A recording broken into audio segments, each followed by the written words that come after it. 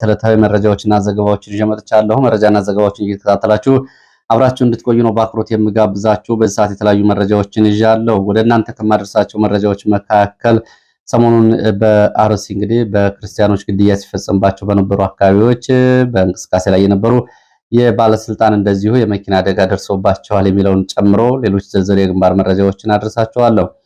በቡድኑ የፖለቲካና ወታደራዊ ቡድኑ ተመሳሳይ የጦርነት አቋም እንኳን ለመያዝ ስለመቸገሩ የሚገልጹትን መረጃዎች ጨምሮ አዳዲስ ዝርዝር መረጃዎች አሉኝ። በተለይ በጎንደር ሰሜን ምዕራብ ጎንደርና ምዕራብ ጎንደር ቀጠናዎች የስልክ አገልግሎት ከትላንትና ምሽት ጀምሮ እየተቋረጠ ነው። ሁመራ እስከ ቋራ ባለው ቀጠና ምንድነው ምክንያቱ በሚለውም እንደዚሁ እንግዲህ እስካሁን ድረስ የስልክ አገልግሎት ማመሻሹም ተቋርጦ ነበር። ዛሬም የተወሰነ እንደዚሁ መቆራረጥ ችግር አለ ተብሏል። ከዚህ ጋር በተያያዘ እንግዲህ ከዘመቻ ወይስ ደግሞ የቴክኒክ ችግር የሚለውንም በተመለከተ እንደዚሁ ይህንን መረጃ ጨምሮ በተለያዩ አካባቢዎች ያሉ ዝርዝር የግንባር መረጃዎችን ይዣለሁ። የተከታተላችሁ አብራችሁ እንድትቆዩ ነው በአክብሮት የምጋብዛችሁ። በአርማጭሆ በሁለት ግንባሮች በተደረገው ውጊያ ሰብአዊ፣ ቁሳዊና ወታደራዊ ኪሳራዎች ደርሰዋል። ይህንን ጨምሮ በተለያዩ አካባቢ ያሉ የዝርዝር የግንባር መረጃዎች በዚህ ሰዓት ወደ እናንተ ይደርሳሉ። እናንተም እንደተለመደው ሀሳብ አስተያየት ቢኖራችሁ ጥቆማ ዜና@gmail.com ላይ ሀሳብ አስተያየቶቻችሁ ታደርሱ ትችላላችሁ። የፓርቲዎቹ በትብብር መግለጫቸው እንግዲህ ብልጽግና በ3 ሳምንታት ውስጥ 3 ጉዳዮችን አከናውኖ ሊያሳየን ይገባል። ይሄም ማይሆን ከሆነ ደግሞ ምርጫ ለይስሙላና ለጀባ መካሄድ የለበትም በሚል ባለፈው እንግዲህ 8 ፓርቲዎች ያወጡት መግለጫ አለ። ዛሬ ደግሞ 5 ፓርቲዎች በጋራ ያወጡት መግለጫ አለ። ሀገሪቱ ሙሉ በሙሉ ጦርነት ውስጥ ነች።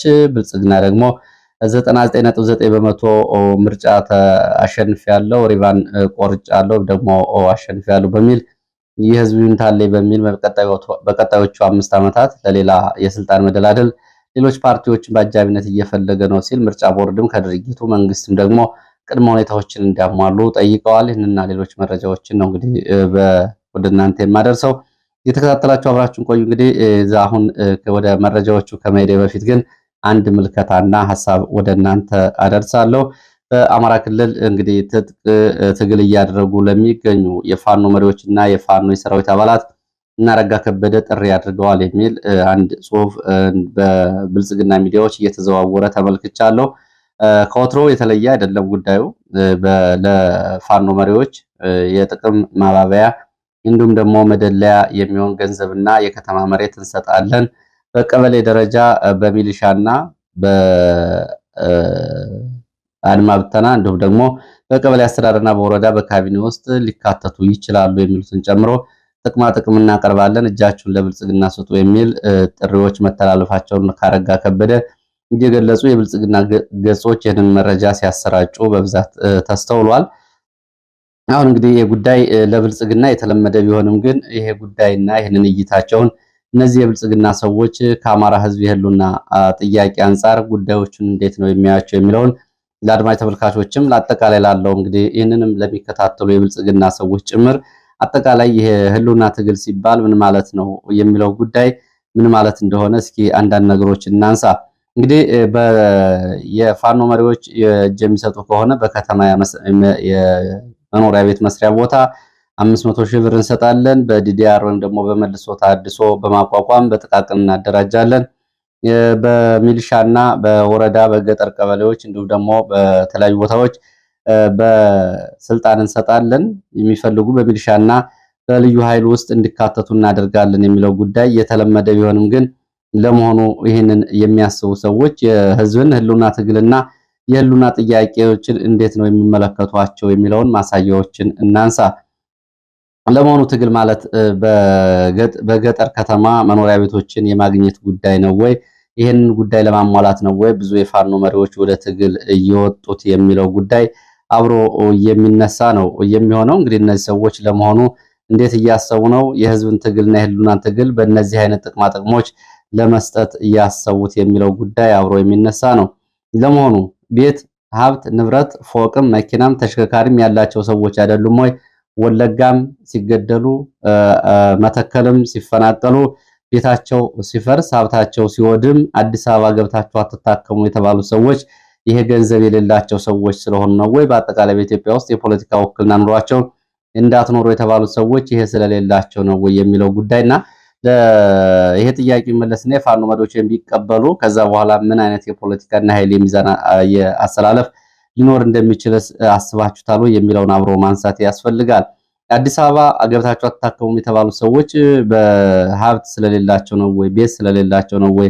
ከወለጋ የተፈናቀሉት ሰዎች፣ ከመተከል የተፈናቀሉ ሰዎች፣ ወልቃይት የተጨፈጨፉት ሰዎችስ ሀብት ይሄንን አጥተው ነው ወይ የተጨፈጨፉት? የህሉና ትግልና የህዝብ ጥያቄ መነሻ ምክንያቱ ከዚህ የሚቀዳ አይደለም ወይ? ይህን እንዴት እያዩት ነው እነዚህ ሰዎች? አጠቃላይ እንግዲህ በተለይ ገንዘብ ያለው ሰው ከአዲስ አበባ ገብቶ እንዳይታከም ሲከለከል የአሁኑ ብልጽግና እነ ተመስገን ጥሩነህም እናረጋ ከበደም እኮ ነበራችሁ፣ አሁንስ ምን እንዲሆን ነው የምትፈልጉት የሚለው ነው። አሁን መጠለያ ጣቢያ ውስጥ ካሉ ተፈናቃዮች ውስጥ እንግዲህ በ15 ኪሎ የነቀዘ ስንዴና በቆሎ እየጠበቁ ያሉ በርካታ የአማራ ተወላጅ ተፈናቃዮች በተለያዩ ተፈናቃይ ጣቢያዎች የሚገኙት ወለጋ ውስጥ ብዙ የቡና መሬት፣ ብዙ ሀብት፣ ብዙ ንብረት የነበራቸው ናቸው። ችግሩ ግን ከፖለቲካ ውክልናና ከፖለቲካ የኃይል ብልጫ ጋር የሚቀዳ ስለሆነ ይህንን ንብረትም ሳይበሉት ነው እንግዲህ ይኸው ተፈናቅለው እነሱም 15 ኪሎ የነቀዘ በቆሎ እንኳ በወቅቱ የሚያደርሳቸው አጥተው የሚገኙት። ይሄ ነው እንግዲህ ችግሩ፣ ከዛ ያለፈ አይደለም። ስለዚህ ይህንን ጉዳይ በማነጻጸሪያነት በማቅረብ ጥያቄዎቻችሁን ወዴት ተወስዷቸዋላችሁ? የፋኖ መሪዎች ከዩኒቨርሲቲ፣ ከባንክ፣ ከአሜሪካና ከአዲስ አበባ ቅንጡ ህይወት ወደሚኖሩበት ጫካ ሲገቡ ለመሆኑ ምን ፈልገው ነው? 700 ካሬ ሜትር ቦታ፣ 500 ካሬ ሜትር ቦታ 500 ሺህ ብር ፈልገው ነው ወይ እየገቡት የሚለው እንግዲህ ደጋግማችሁ ልታነሱትና ልታስቡበት የሚገባ ጉዳይ ነው። እንግዲህ ሁለት የፋኖ መሪዎችን በማሳየነት ላንሳኔ። አንደኛ ፋኖ ባንታባተ ነው። እንግዲህ በውጊያ ላይ ያው ህይወቱ ያለፈ ብዙዎቹ የሚያውቁት ነው። ከሱ ህልፈት በኋላ በስሙ በርካታ ብርጌዶች፣ ክፍለ ጦሮች ተቋቁመዋል። ይሄ እንግዲህ በሺህ የሚቆጠር የኢንቨስትመንት ቦታ መተማ ውስጥ የነበረው ትራክተሮች የነበሩት ተሽከርካሪዎች የነበሩት ነው ወደ ትግል ገብቶ አንድ ህይወቱን እየሰጠው። ሌላ ሲሳይ አሸብርን አሁን በህይወት ያለ ፋኖ ላንሳ። ሲሳይ አሸብር በአርማጭሆ እንግዲህ በመኪና ተነድቶ የማያልቅ የተንጣለለ የእርሻ መሬት አለው። ይህንን ትቶ ነው እንግዲህ ወደ ህዝብ ትግልና ጫካ የገባው። ትላንትና ካለፉት መካከል ደግሞ እነ ጎቤ መልኬ በድፍን ወልቃይት አርማጭሆ የታወቁ ሀብታሞች ነበሩ። ከኪሳቸው ገንዘብ ጭምር አውጥተው አውራ ጎዳናዎችን የሚያስገነቡ ሰዎች ነበሩ። እነዚህ ባለጸጋነታቸው ከነጻነትና ከአማራ ህዝብ ጥያቄ በላይ ሆኖ ስላልታያቸው አንድ ህይወታቸውን ሰጥተዋል። ከዚህ በተቃራኒው ያሉት እንግዲህ የብልጽግና ሰዎች ምንድነው የሚያስቡት? ትርፋቸውስ ምንድነው የሚለው እንግዲህ ሰርቶ መብላት፣ ነግዶ ማትረፍ እንዲሁም ደግሞ ሰርቶ እና ተምሮ በአጠቃላይ ባለው የገበያ ስርዓት ውስጥ በነጻነት ተወዳድረው ማሸነፍ የማይችሉ ብዙ የብልጽግና ካድሬዎች፣ ሚሊሻዎች አሉ። እነሱ በአይናቸው የሚለኩት ትግል ማለት እንግዲህ የነዚህን ጥቅማ ጥቅሞች ለማግኘት የሚደረግ ሩጫ እንደሆነ ተደርጎ ያው በተደጋጋሚ ይታወቃል። የፋኖ ሰራዊት ቢበተን የብልጽግና ካድሬዎች እረፍት እናገኛለን፣ የምግብ ዋስትናችን የሚረብሽብን የለም፣ ይሄ ተረጋግጦ ይቀጥላል ከሚለው ጥያቄ ባሻገር እንደው ለአንድ ደቂቃና ከዛ በታች ባሉ ሰከንዶች ውስጥ የምታስቡት የኢትዮጵያ የውስጥና የውጭ የፖለቲካና የኃይል አስተላለፍ አሁን ምን ይመስላል? የአፍሪካ ቀንድ ተለዋዋጩ የፖለቲካ አስተላለፍ ወዴት እየሄደ ነው? ከዚህ ሁኔታ አንጻር አገሪቱ ብትቀጥልም ባትቀጥልም ያለው የኃይልና የፖለቲካ ሚዛን ማስጠበቅ ጉዳዮች እንዴት ይታያሉ የሚለው ጉዳይ እንግዲህ ጨርሶ አብሮ ሊነሳ የሚገባው ጉዳይ መሆኑ መታወቅ አለበት። እንግዲህ በምስራቅ አፍሪካ የማይገመቱ የኃይልና የፖለቲካ አስተላለፎች እየተመለከት ነው የምንገኘው። ለምሳሌ ከሁለት ዓመታት በፊት እንግዲህ የኤርትራ እና የህወሓት ሰዎች ያሉበት የፖለቲካ ተካራ ምናልባት በሚሊዮን ዓመታት እንኳ ወደ ጋራ ይመጣል ተብሎ አልተገመተም። አሁን ጽምዶ ወደሚል ወደ አንድ መጥተዋል። ከዚህ ቀጥሎስ በዚህ ሁኔታ ቢቀጥልና የኃይል አስተላለፎች ወደ ሌላ አቅጣጫ ቢሄዱ በአገር ውስጥ ያለው የኦሮሞ ኃይል አሁን ባለው ሁኔታ በኢትዮጵያ የኦሮሞን አጠቃላይ ፖለቲካዊ፣ ወታደራዊ፣ ኢኮኖሚያዊ ጥቅሞችን በመገንባት ከተወሰነ ጊዜ በኋላ ሪፐብሊኩን ቢያውጅ ሌላው ምንድነው የሚተርፈው? አሁን ያሉት እና አረጋ ከበደና ተመስገን ጥሩነህ በዚህ ሁሉ የኃይልና የፖለቲካ አስተላለፍ ውስጥ እነ ጀነራል አበባው ተሟግተው ይህንን ሚዛን ያስጠብቃሉ የሚለው ጥያቄ አብሮ ሊነሳ የሚገባው ስለሆነ ነው። እንግዲህ ለማንኛውም በፋኖ ውስጥ ግን በነፍስ ግድያ፣ በስርቆት፣ በወንጀል ይህንን መጠለያ አድርጎ ብልጽግና ጋር የተለያየ የጥቅም ንክኪ ያለው እንደዚህ አይነት ጥቅሞች ሲቀርቡለት ደግሞ ይህንን የሚቀበል ደግሞ አይጠፋም ማለት አይደለም። ግን የአሜሪካም የአዲስ አበባ ኑሯቸውን ዩኒቨርሲቲም እንዲሁም ደግሞ የተሻለና የተንደላቀቀ ህይወት መኖር የሚችሉበት ብዙ ሹመቶችን ትተው ወደ ጫካ የወጡት ግን ዓላማቸው ከዚህ የዘለለ መሆኑን ጭምር እንዲያዩትና እንዲያስቡበት። ፋኖን እንደውም ፋኖ የሚዛን ማስጠበቂያ ኃይል ነው። ስለዚህ ፖለቲካችንና ጥቅሞቻችን ለማስከበር ከፋኖን እንደ ፖለቲካ ሚዛን እንኳ በአጋርነት ማየት የተሳናቸው ለምን እንደሆነ ያው ግልጽ አይደለም። እንግዲህ እነዚህ ሰዎች እስከመቼ ድረስ በዚህ ሁኔታ ይሄዳሉ? ትላንትና በረከት ስምዖን የህወሓትን የኃይል ሚዛን በአማራ ላይ ለማስጠበቅና ለማስከበር ከሰሩት ስራ የተሻለ አይደለም። አሁን እንግዲህ የአብይ አህመድ ቀኝ እጅ የሆኑት ጥቂት ሰዎች እነ ተመስገን ጥሩነህ እነ ጀነራል አበባው ይህንን ጉዳይ እንግዲህ ሲያዩት በዚህ መንገድ ከሆነ ሁኔታዎች ተለውጠው ያኔ ደግሞ እንግዲህ እኛ ተሳስተን ነበር የሚሉበት ጊዜ ሩቅ ላይሆን ይችላል። ወደ ሌሎች መረጃዎች ነው የሚሄደው። ነዳጅ ከሚቀጥለው ወር ጀምሮ መንግስት በነዳጅ ምርቶች ላይ አጠቃላይ 30% ግብር ለመሰብሰብ እቅድ ይዟል የሚለው መረጃ ዛሬ እንግዲህ የመንግስት ሚዲያዎችም የግል ሚዲያዎችም ከአዲስ አበባ እያሰራጩት ያለ መረጃ ነው።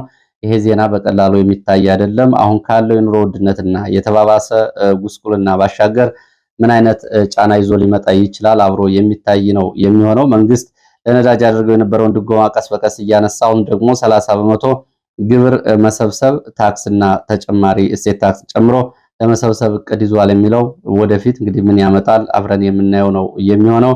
በአርሲ ያለው መረጃ ላስከትል። በአርሲ የመርቲ ወረዳ አስተዳዳሪ ከባድ የመኪና አደጋ ደርሶባቸዋል። ሹፌራቸው ህይወቱ አልፏል። ህዳር 7 ቀን አለሙ ስሜ የትራንስፖርት ሚኒስትሩ፣ ጀነራል ሰለሞን ኢቴፋ የደቡብ ዕዝ አዛዥ፣ ኢብራሂም ከድር የምስራቅ አርሲ ዞን አስተዳዳሪ እንዲሁም ደግሞ የመርቲ ወረዳ አስተዳዳሪ ከሊልን ጨምሮ ህዝብ ሰብስበው እንደነበር ይታወቃል። በዚህ ስብሰባ ላይ አለሙ ስሜ እንግዲህ ካህናትን ቀሳውስትን ጭምር ሳይቀር ለምን አማርኛ ትናገራላችሁ፣ ኦሮሞኛ ካልቻላችሁ እዚህ ምን ትሰራላችሁ በሚል ሲያሸማቅቅ እንደነበረ ትላንት የወጡ መረጃዎች ያሳያሉ። ስብሰባው ተጠናቆ ወደ አለሙ ስሜ ወደ ትውልድ ቦታው አንጋዳ ተብላ የምትጠራ ቦታ ወደዚህ እነዚህ ባለስልጣናት በተሽከርካሪ እንቅስቃሴ ሲያደርጉ ነው እንግዲህ በወታደር ታጅበው የወረዳው አስተዳዳሪ አቶ ከሊል መኪና ተገልብጦ ሹፌራቸው ወዳውኑ ህይወቱ ሲያልፍ፣ አቶ ከሊል ደግሞ አሁን በናዝሬት ሆስፒታል ሕክምና ላይ መሆናቸውን መረጃዎች ጠቁመዋል። እንግዲህ ከሊል በአካባቢው የሚፈጸሙ የሃይማኖት ጭፍጨፋዎችን እና የሃይማኖት ተኮር ቅስቀሳዎችን በተመለከተ በቀጥታና በተዘዋዋሪ ተሳትፎ ከሚያደርጉ የብልጽግና ባለስልጣናት አንዱ እንደሆነ የአካባቢው ሰዎች በተደጋጋሚ ይናገራሉ። ወደ አማራ ክልል መረጃዎች እንመለስ። የሚሊሻን በተመለከተ እንግዲህ ሚሊሻ በዚህ ጦርነት ውስጥ ከፍተኛ ገንዘብ እየወሰደም ህይወትም እየቀጠፈ ያለ አንድ የብልጽግና ኃይል ነው። የህዝብና የመንግስት በጀት በቀጥታም ሆነ በተዘዋዋሪ ለሚሊሻ ስንቅና ትጥቅ እየሆነ ነው የሚገኘው። በዚህ ጦርነት ውስጥ የትምህርት፣ የጤና፣ የግብርና በጀት ሳይቀር በየኬላው ለሚሊሻ ኮቴ ክፈሉ እየተባለ የሚሰበሰበው ገንዘብ ጭምር እንግዲህ የግለሰቦችን፣ ተሽከርካሪዎችን፣ ባለንብረቶችን፣ ሹፌሮችን ከፍተኛ ምሬት ውስጥ እየከተተ ነው። በአማራ ክልል እንግዲህ የማህበራቶች አንዳንድ ማህበራቶችና እንዲሁም ደግሞ ባህላዊ ተቋማት ገንዘብና የሰው ኃይል እንዲያዋጡ ለዚህ ጦርነት እየተጠየቁ ነው። በአማራ ክልል ኦሮሞ ብሔረሰብ ዞን ከሁለት ቀናት በፊት ጠቅላይ ሚኒስትር አብይ አህመድ በቦታው ተገኝቶ ጉብኝት ባደረገበት ከሚሴ ከተማ የሚገኙ ሁሉም እድሮች ለሚሊሻ ከ27000 እስከ 30000 ድረስ እንዲያዋጡ ግዳጅ ተጥሎባቸዋል። ዝቅተኛው 27000 ነው፣ ከፍተኛው እስከ 30000 እና ከዛ በላይ ይሆናል የሚሉት የመረጃ ምንጮቹ ለዞኑ ሚሊሻ የምትጥቅና ስንቅ ማሟያ በሚል ነው። ይሄ ሚሊሻ ደግሞ አቅሙን ካጠናከረና በዚህ ገንዘብ ካገኘ በኋላ ወደ አካባቢው ወደ አጣየ፣ ኤፍራታ ግድም፣ ሸዋሮቢት፣ መኮይና አካባቢዎቹ ይዘምታል ካራቆርን ጨምሮ ነው የተባለው። ከገንዘብ ባሻገር እንግዲህ ማህበራቶችም በምዕራብ ጎንደር የሚገኙ ማህበራቶችም አባላቶቻቸውን ለሶስት ወታደራዊ ግዳጅ እንዲሰጡ ያው ትዕዛዝ ተሰጥቷል። አንደኛ ለሚሊሻ፣ ሁለተኛ ለሰላም አስከባሪ፣ ሶስተኛ ደግሞ ለመከላከያ በሚል አባላቶቻቸው እንዲሰጡ መታዘዛቸው ይታወቃል። ወደ ትግራይ የሚወስደን መረጃ ላስከትልና መለሳለሁ። ትግራይ ስንሄድ እንግዲህ በየትኛውም ጉዳይ ላይ ወጥ የሆነ ፖለቲካዊ፣ ወታደራዊ እንዲሁም ደግሞ ፓርቲያዊና ድርጅታዊ ህዝባዊ አቋም ለመያዝ እጅግ አስቸጋሪ ደረጃ ላይ መደረሱን በህወሓት በኩል የሚወጡ መረጃዎች ያሳያሉ። በዚህ እንግዲህ በህወሓት በፖለቲካዊ ቡድኑም ሆነ ወታደራዊ ቡድኑ በስብሰባ በሐሳብ በውሳኔዎች ላይ ወጥ የሆነ አንድነት ያለው አቋም ለመያዝ በእጅጉ ስለመቸገሩ መረጃዎች ይገልጻሉ። ሰሞኑን በትግራይ በተለያዩ አካባቢዎች ከኮር በላይ ያሉ ወታደራዊ አዛዦች የትግራይ ማዕከላዊ ኮማንድ የፖለቲካ ቡድንን ጨምሮ የተለያዩ ስብሰባዎችን ማድረጋቸውን መረጃ ምንጮቹ ገልጸዋል። የሰራዊት መሪዎቹም ከታጣቂዎቹ ጋር በተለያዩ ግንባሮች ስብሰባዎችን አድርገዋል።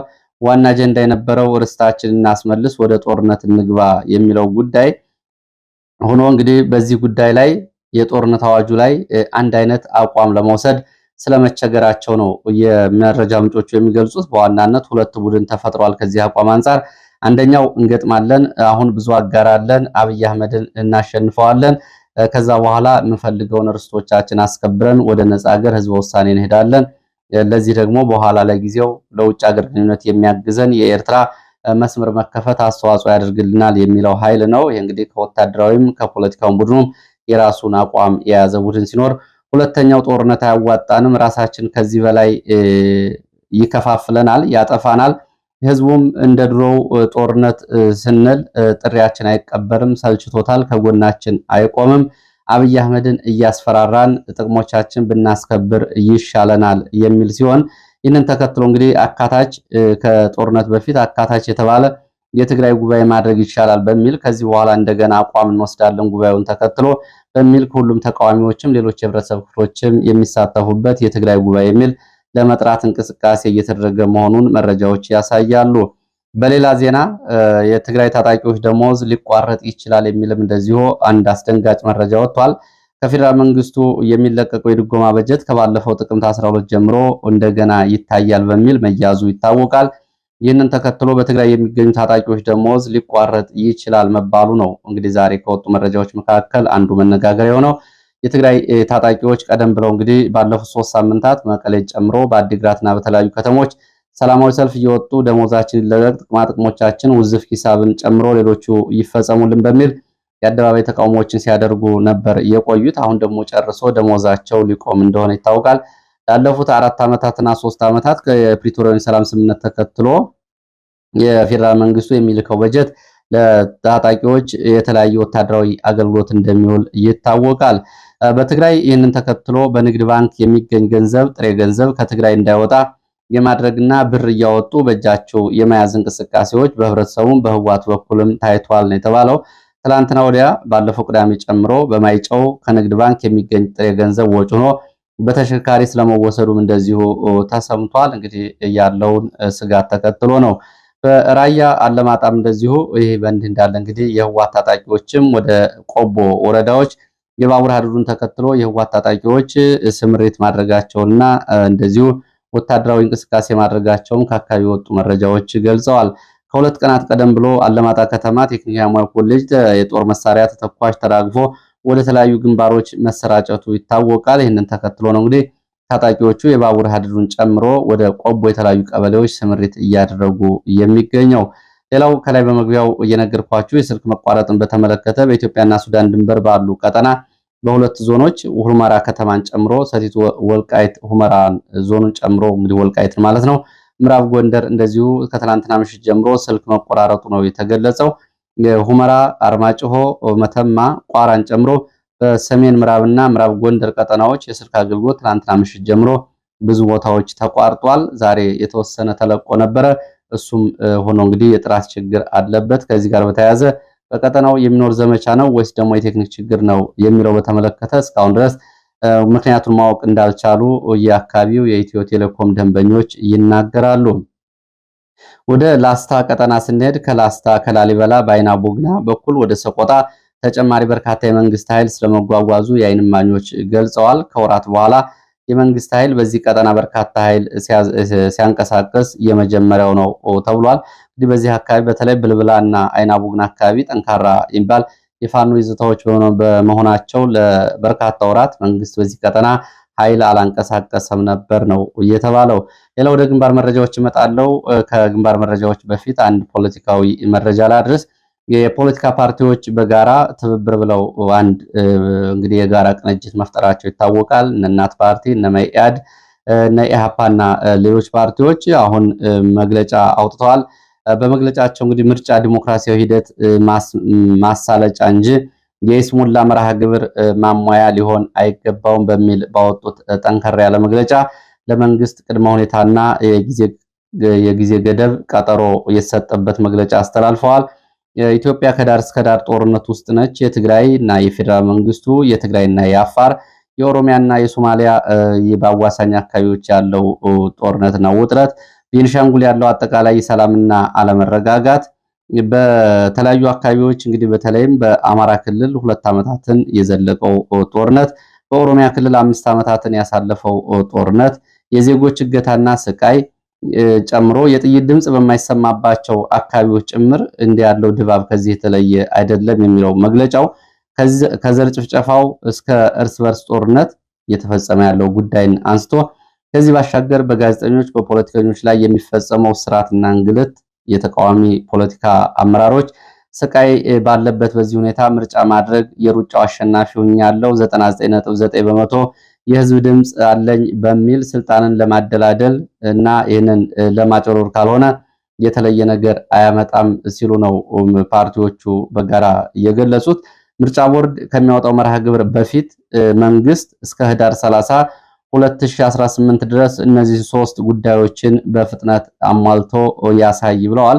አንደኛ እየተደረገ ያለው የእርስ በርስ ጦርነት እንዲቆምና ህዝቡ ጦርነት ቆሟል፣ ምርጫ ማድረግ የሚያስችል ሁኔታ መኖሩን እንዲያምንና እንዲናገር ማድረግ፣ ተዋጊዎችም ይህንን እንዲያረጋግጡ ማድረግ። እንግዲህ በዚህ በሚቀጥሉት 21 ቀናት በኢትዮጵያ ውስጥ ሙሉ በሙሉ ጦርነት ቆሞ መንግስት ለዚህ ማረጋገጫ እንዲሰጥ ያው ጊዜ ገደብ የተሰጠው አንድ ጥያቄ ነው። ሁለተኛ በየእስር ቤቱ ታጉረው የሚገኙ የፖለቲካ እስረኞች እንዲለቀቁና በምርጫ ሂደቱ እንዲሳተፉ እንዲደረግ።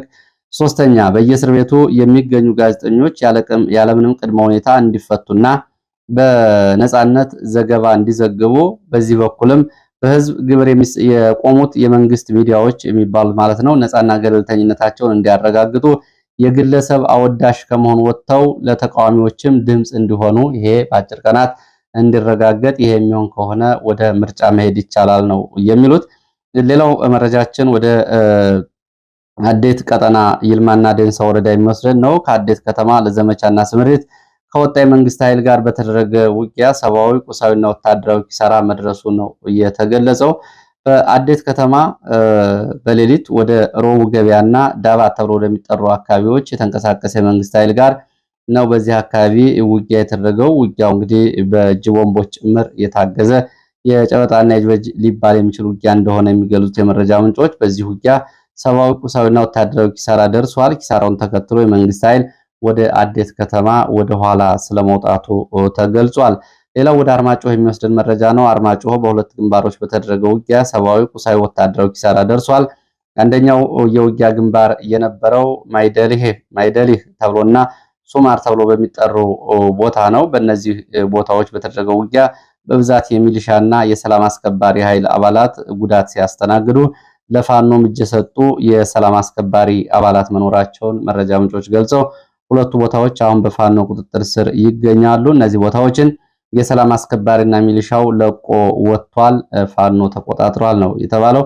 ሁለተኛ ግንባር የነበረው በዚሁ በአርማጭሆ ምስላ ተብሎ የሚጠራ ቦታ ነው። ምስላ ተብሎ በሚጠራው ቦታም እንደዚሁ ከአብርሃ ጅራ ከወጣ የመንግስት ኃይል ጋር ነው ውጊያ የተደረገው። ለሰዓታት የዘለቀ ውጊያ ተደርጓል። በዚህ ውጊያ እንግዲህ ጥምር ጦር የተባለው የሚሊሻ የሰላም አስከባሪ የመንግስት ኃይል መከላከያን ጨምሮ ጉዳት ስለማስተናገዱና በዚህ ሁኔታ የመንግስት ኃይል ባለበት ስለመቆሙና ተጨማሪ ኃይል ከአብርሃ ጅራ ስለመንቀሳቀሱ የዓይን እማኞች ይህንን ገልጸዋል። ሌላው ከግዳጅ ቀጠና መውጣትን በተመለከተ ነው። ከፋኖ የሚቀላቀሉና ከግዳጅ ቀጠናቸው የሚወጡ የመንግስት ወታደሮች፣ ሚሊሻዎች፣ የአድማ ብተና አባላት የፋኖን የትጥቅና የወታደራዊ ተተኳሽ አቅም ጨምረዋል ነው የተባለው። በዛሬው ዕለትም እንደዚሁ ስናይፐር እና ክላሽንኮቭ መሳሪያ የያዘ የመንግስት ወታደር ወደ ፋኖ ተቀላቅሏል። በምስራቅ ጎጃም ሰዴ ወረዳ ለፋኖም እንደዚሁ ፋኖችም እንደዚሁ እንኳን ደህና መጣህ አቀባበል አድርገውለታል ነው የተባለው።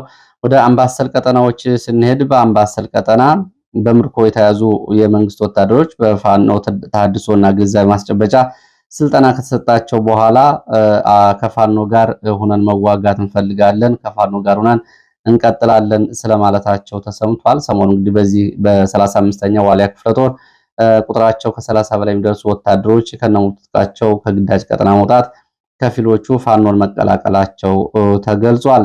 እንግዲህ ለዚህ ሰዓት ያስኳቸው አጫጭር መረጃዎች እነዚህን ነው የሚመስሉት። በሌሎች አካባቢ ያሉ መረጃዎችን አሰናድቼ በሌላ መረጃ ሰዓት እመለሳለሁ። ስለተከታተላችሁ